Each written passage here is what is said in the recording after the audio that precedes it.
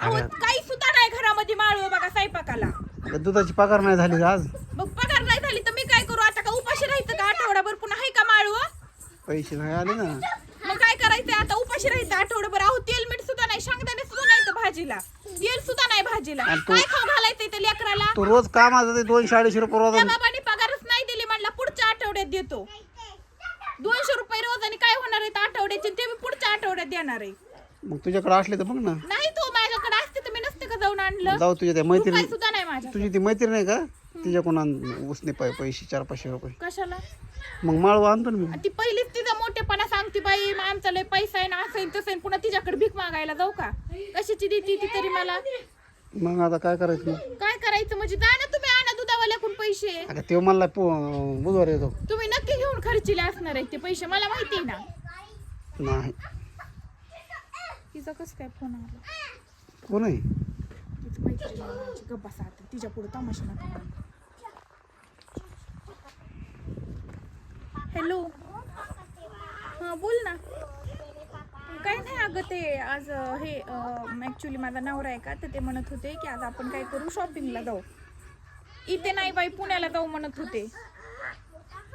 हां तर मी म्हणलं नको, कशाला पुण्याला आणि काय शॉपिंगला उभं जायचं आहे.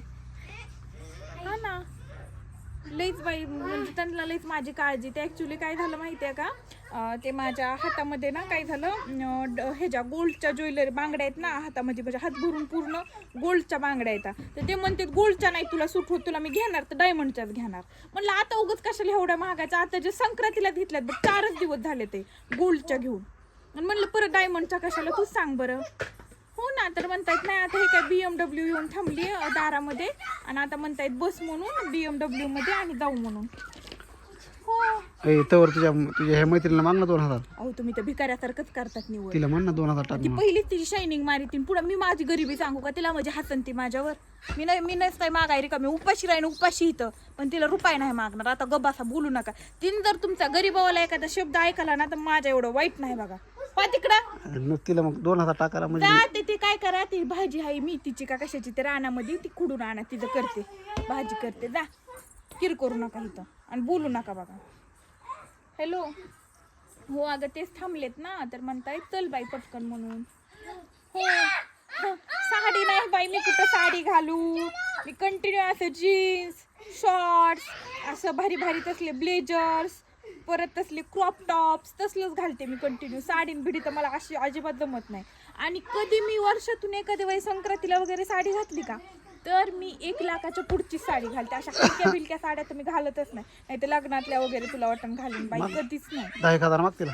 हो गप्पा ना, भिकाऱ्यासारखं नका ना करू. अहो इज्जतीचा कचरा नका ना करू माझा. सारखं नाही नाही नाही, रुपया नाही देत, मागत नाही काही नाही. बरं थांबा. हॅलो, हां ॲक्च्युली आता मी काय करते, पुण्याला जाते बघ शॉपिंगला. थांबलायत ना आमचे BMW आणि 2-4 फॉर्च्युनर वगैरे येऊन थांबल्यात आहे. असं मोठाची आमचं हेच असतंय ना गाडीचं, म्हणजे आम्ही सगळे मिळूनच जातो ना.